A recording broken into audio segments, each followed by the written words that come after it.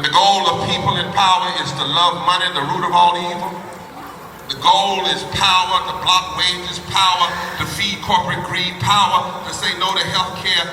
It's just wrong. And today you will hear testimony. It's not about me. All I'm setting is the stage. But poor and low-wage workers will lead us today. Their goal is to turn people's ears into eyes. We bring a coffin today to dramatize how dangerous and deadly policy violence is. 800 people a day. When 7 people died from vaping, it was a White House issue, a congressional issue. If 2 or 3, if the homicide rate goes up 0.5%, poverty kills more people than homicide, respiratory disease, and many other things. The low-wage voices you hear today are living testimony. Y'all see it? Telling their stories, crying out against the forces of death.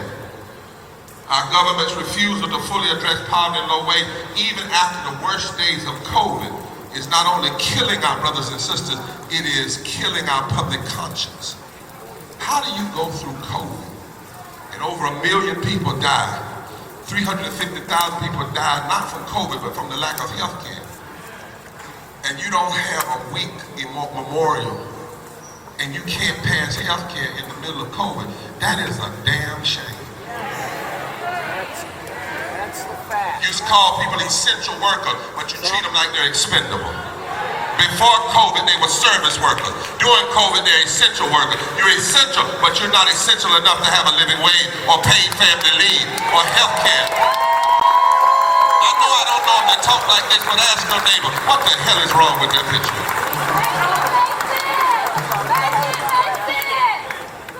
In our campaign across the country, poor and low-wage people, their allies, religious leaders have decided we're not accepting silence anymore.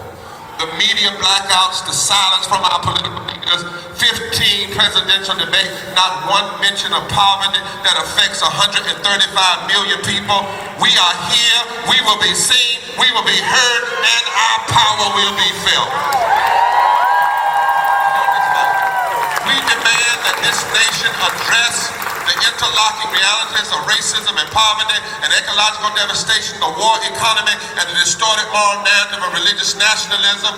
We will no longer accept a political narrative and process that is constitutionally inconsistent, morally bankrupt, and economically insane. Refusing to address what's causing so much death is not only bad public policy, it is sin in the sight of God. Isaiah 10 says, woe unto those who legislate evil and rob the poor of their rights and make women and children pray, P-R-E-Y. Deuteronomy 15 says, there need be no poor among you.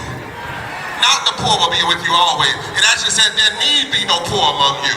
Matthew 25 says to the nation that you're going to be judged. When I was hungry, did you feed me? When I was naked, did you clothe me? When I was sick, did you care about me? When I was in prison, did you care about me? And when I was an immigrant, did you push me back or did you welcome me in?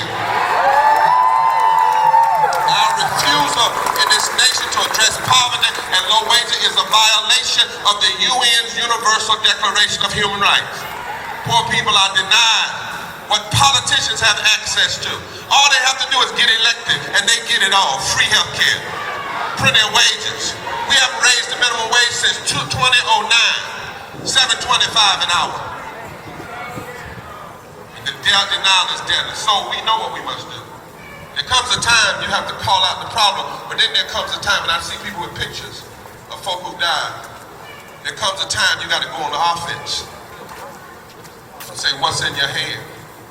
So we're launching today the most massive voter mobilization and turnout campaign in history of poor and low-wage voters, allies, and religious leaders. Voters, low-wage people have the power. We must use the power to make, because when politics have made it easier to get a gun and to get food and to get education, to get a living wage, to get a health care, something is wrong. Touch your neighbor and say, we must build an offensive. We need a powerful movement of love and justice and truth rooted in the moral principles of our deepest religious and constitutional tradition. We must say what the Constitution said, establish justice, provide for the common defense, promote the general welfare for all paths. And that's the only way you're going to ensure domestic tranquility. In other words, no justice, no peace. And our plan is simple. Our plan is real simple.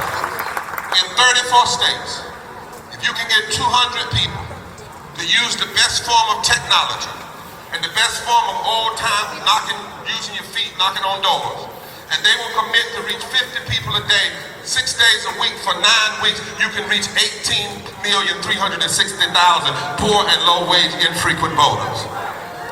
There's not a state in this country where poor and low-wage voters don't make up at least 20% of the electorate. In every battleground state where the margin of victory was within 3%, poor and low-wage people now make up 36 to 41% of the electorate. We have power. You don't hear it on the media. You don't hear them talking about it in the debate because they don't want you to know the power that we have. 34 million eligible poor and low-income voters did not vote in 2016. If just 20% of those voters in swing states were mobilized around an agenda, they could change the political outcome of every election. Watch this, this will make you holler. In Wisconsin, Pennsylvania, Michigan, and North Carolina, the total margin of victory was 270,000 votes. The number of poor and low-wage voters that didn't vote was 4 million. We're not beating up on poor and low-wage folks because the number one reason they say they don't vote is nobody talks to them, and that's true.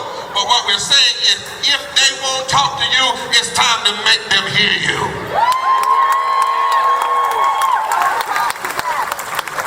And so here we are. A leading cause of death in our society are things like cancer, heart disease, strokes, and accidents. But the data also says much of that is exacerbated because of poverty and low wages. What we know is we stockpile opportunities into exclusive communities, and we red zone opportunities. And poverty is not an urban issue, black issue, non-issue. 135 million poor and low wealth people, 54% of black people are poor and low wealth, that's somewhere around 20, 26, 25 million. 30% of white people are poor and low wealth, that's 66 million people. There are 40 million more white people that are poor and low wage than there are black, but black people are 40% more likely to be poor. And so, we need a movement. I'm getting ready to turn this mic over. Let's move it up a little bit, my voice to the heart. Movement. And the people must become, the hurt people must become the wounded healers of this nation. We need a movement. With our voices and our votes, we must unify. In Hebrew, the word for voice and the word for vote are the same word. Lift up your voice, lift up your vote like a trumpet. We need a movement to insist that death is no longer an option. Tell your neighbor, death is no longer an option. We need a movement to demand that poor and low-wage people will be heard. We need a movement to lift from the bottom so that everybody can rise. We need a third reconstruction movement to make this country up to its promises. We don't need to be an insurrection. We are a resurrection that will be felt across this country. Are you ready? Until poverty is abolished. Are you ready? Until we have living wages and voting rights and workers' rights and labor rights and health care for all. Are you ready? Until we have affordable housing and end gun violence and profit and profilization. Are you ready? Until we have clean air. Are you ready? Until we have fully funded public education and just immigration law. Are you ready? Until hate and lies and homophobia and anti-Semitism and Islamophobia no longer have the might. Are you ready? The political agenda loses its grip and has to go home. Are you ready? These bones can live. The stones that the builders rejected can become the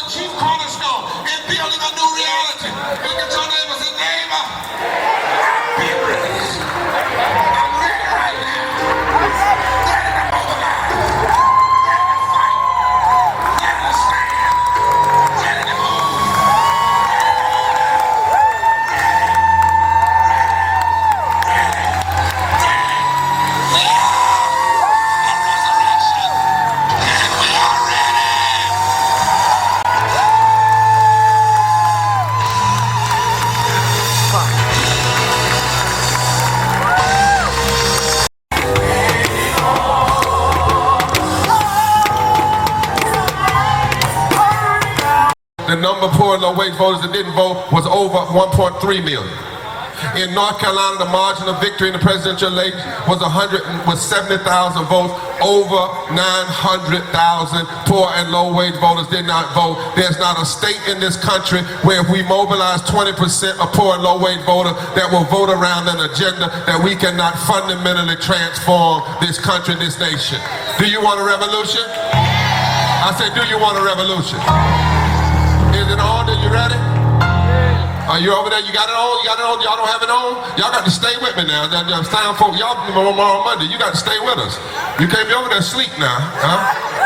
No, you don't have it. We're going to come back to it. Let's go, Rob. Let's go. All right. As Bishop Barber says, we are here to put a face on these issues. And these numbers represent people, and that's what we must understand. And as the impacted people begin to come to speak, I need you to do one thing for me though. Take out your phone. Everybody take out your phone and text MORAL, M-O-R-A-L. Jamie? Jamie! Give it up. Hi everybody. My name is Jamie Gunner. I'm with the USSW and I'm a fast food worker. We fight for low-wage working people and for our health and safety. I'm here to let everybody know that we need to vote and we need to pick the politicians that will help the workers. That will raise our pay. The price of everything is going up. Our wages should too. I can't barely afford gas just to get back and forth to work. I can't afford medicine. Sometimes I have to skip because of the cost. Some of us can't even live off 2 or 3 jobs. That's right. Everybody with a job should have available health care. Yes. So that we don't have to worry about our health. The health insurance shouldn't be affordable. It should be free. Teach us. How come they're taking so much money out of our taxes, out of our checks, and nothing goes to the things that we need like health care, housing, or education? And after we vote for the right people, we need to unionize. We need to stand in solidarity with each other. That's right. If we stand together and work together, we can make things right for the working people. If we organize strong enough, whoever is in office, they'll have no choice but to meet our demands. So let us unionize and let's get out and vote. We need to vote. Forward together! Now we're going to hear from Mary Hill, Amazon worker in Garner. We must wake the sleeping giant. Say it. We are a resurrection, not an insurrection. Say it.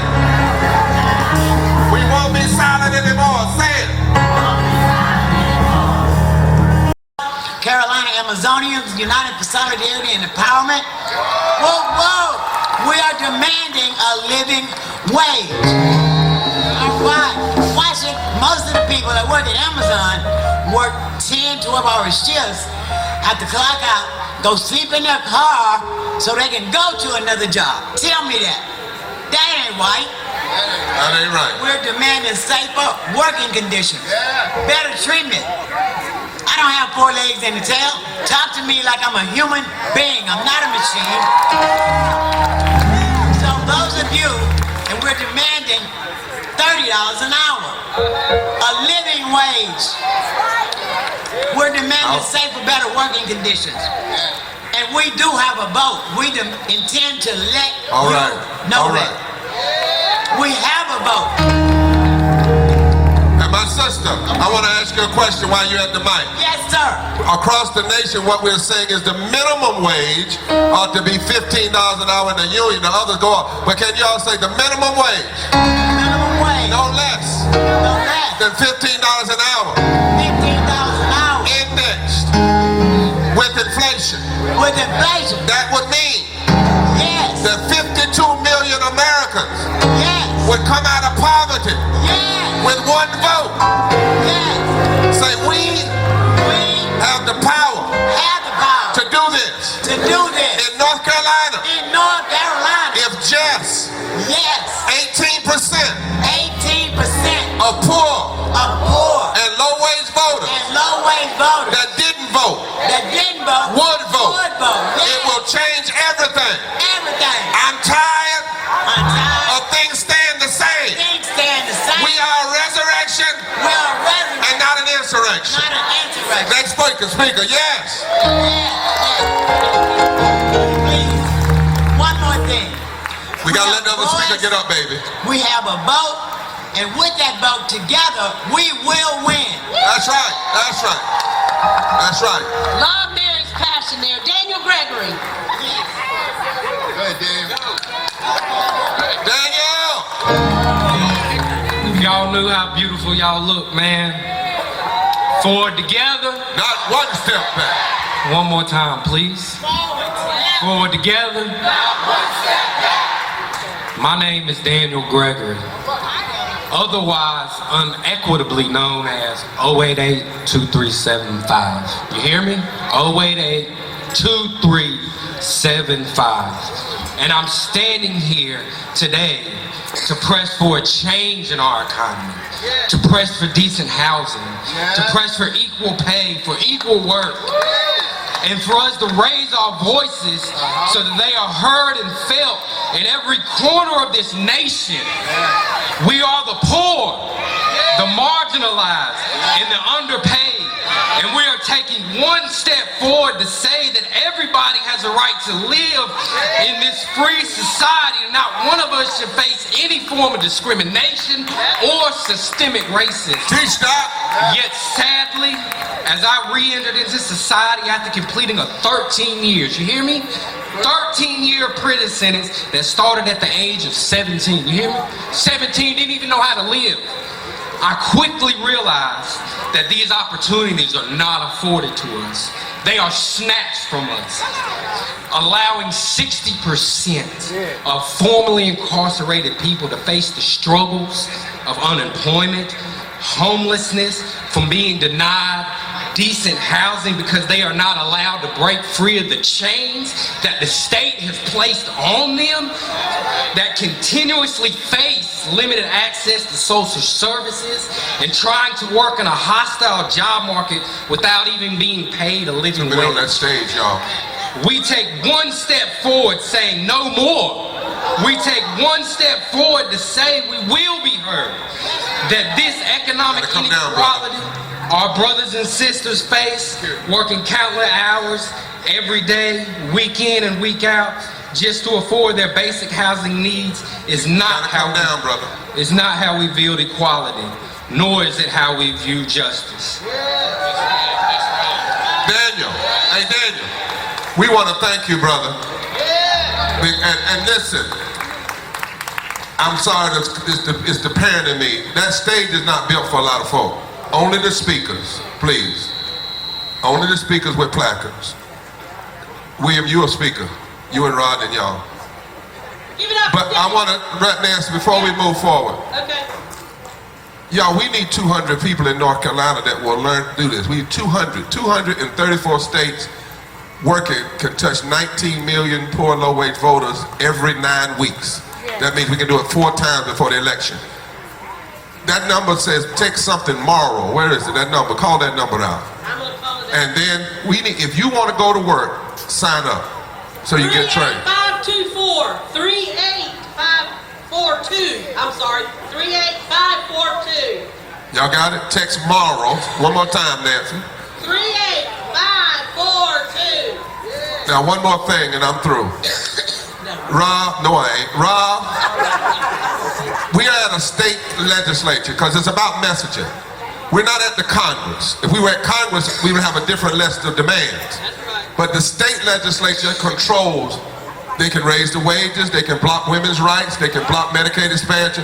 Rob, take 3 minutes, go to that mic and tell folk what this legislature has done and why most of them wouldn't even be in office if just 20% more of poor and low-wage voters were to mobilize and vote. Y'all, how many of y'all think if you got power, you ought to use it? If you got power, you ought to use it. They're using it for bad. We ought to use it for good. Talk to us, Rob. Then the band's going to hit. Then we're going to come back to our speakers. Thank you, Bishop Barber. Forward together. My name is Reverend Rob Stevens, a part of the North Carolina Poor People's Campaign and Repairs the Breach, and I'm here to give a business. The NC General Assembly passed a budget this year that will end up with over 13. Chamber of Commerce said they didn't even ask for a 0% corporate tax rate. But Morenberger, they gave a 0% corporate tax rate. And then, which end up with tens of thousands in new tax cuts for millionaires, and for people making, median and low income, it's going to be less than $50. Teach, Doc, teach. And then what they turned around and did is pass $500 million for vouchers to go to schools that can, they say, legally discriminate. We say unconstitutionally discriminate, because in North Carolina, we have a right to public education that we don't have in the rest of the country. Public education is going to crumble in rural communities, in poor communities, as they strip money, because they do it different this time. The money follows the student. And there are schools right now who don't let LGBTQ students come to their school, who don't let families that don't believe in their white nationalist religion, to call it that, come to their schools. And then they passed a functional abortion ban for poor pregnant women and pregnant people. Their daughters and their families will be able to go into a different state and get an abortion, and we'll hear about that later. And then turn around and not pass a single dollar for early childhood education. How is that pro-life?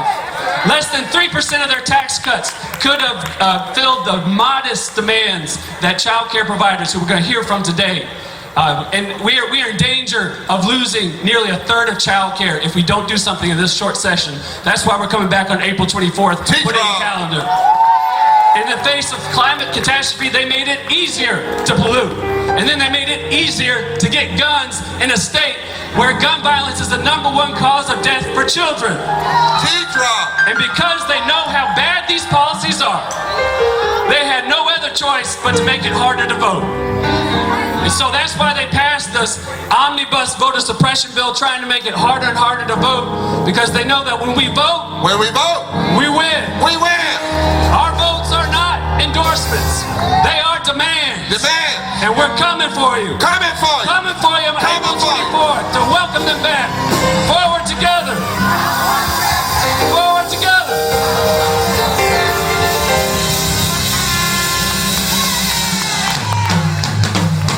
Hey, y'all. Every movement gotta have a rhythm. We're gonna organize go-go style. They ain't seen this coming. Raise your hands in the air. We're coming. We're coming. We're coming. We're coming. We're coming.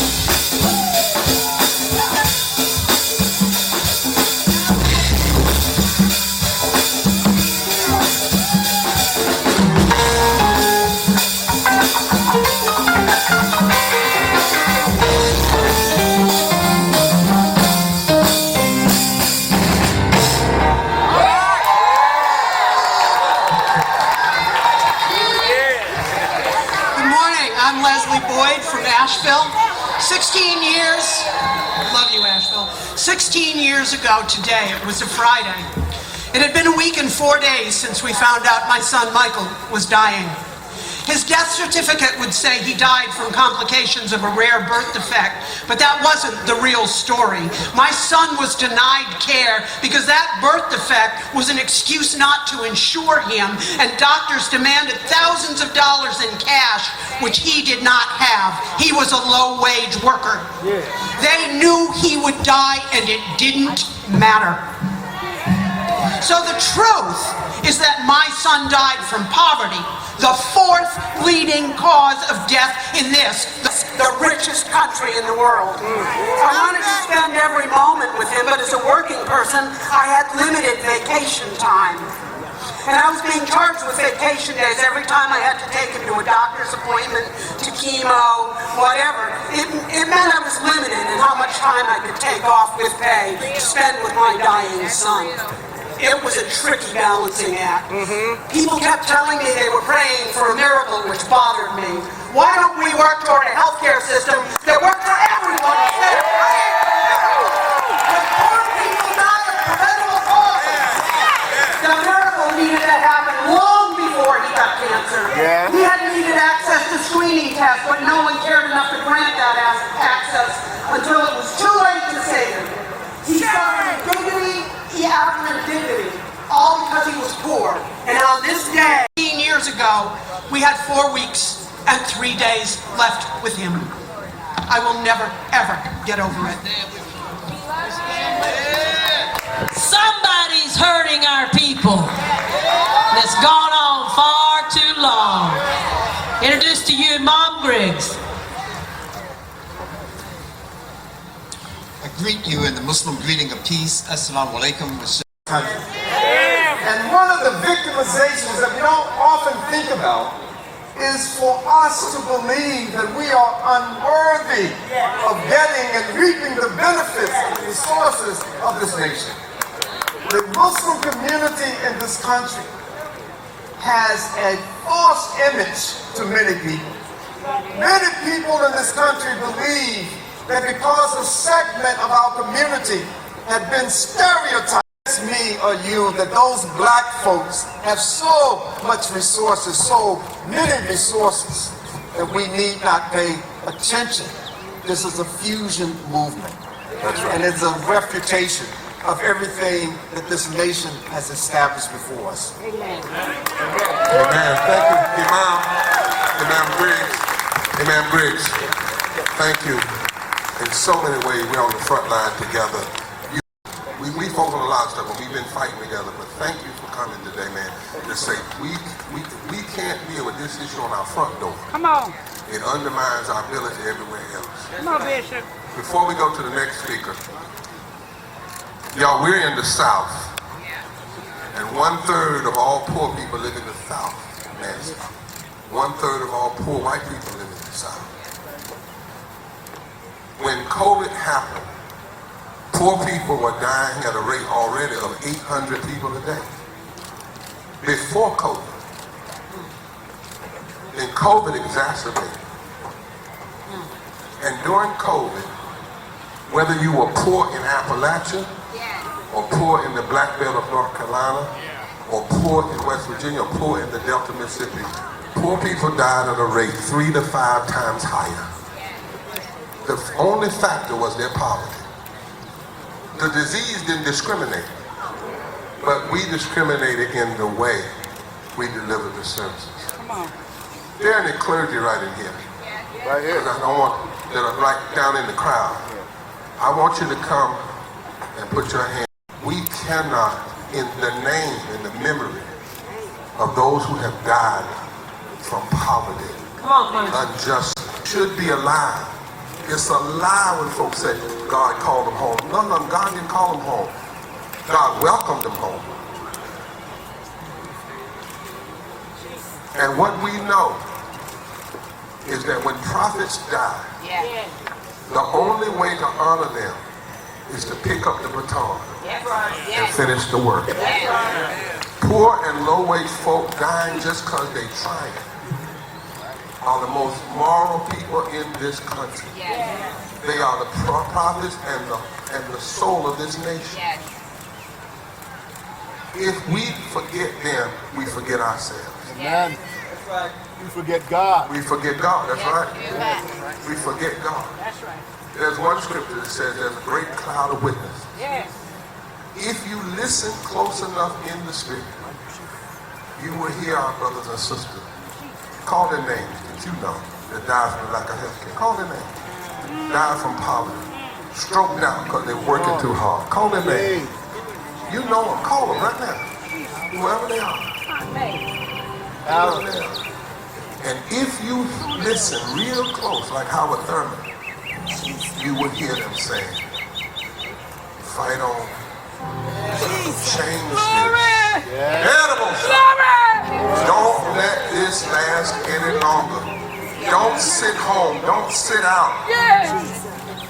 They killed me. Don't let them kill your vote. And it ain't, you don't even have to do 80%.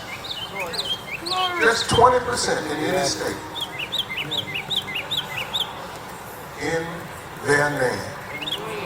And in their memory.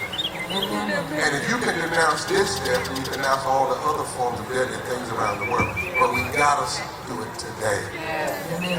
250,000 people, 95,000 people a year. And it would take you 600 years of funerals. If you went to a funeral every day to go to all the funerals of the people that will die just this year. As long as you and I got life and breath, and a vote could possibly change that, I think we ought to use it. I think we ought to mobilize it. Coretta Scott King said in one line, come by here, my Lord, come by here, come by here, my Lord, come by here, come by here, my Lord, come by.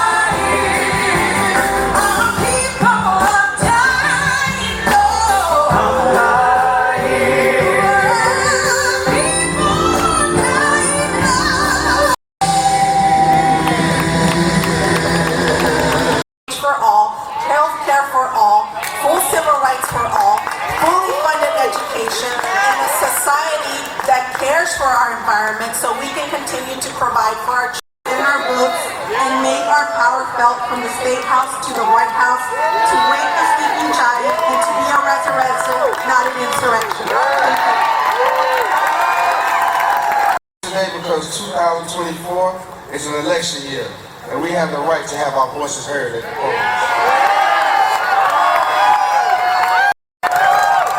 No justice. No justice.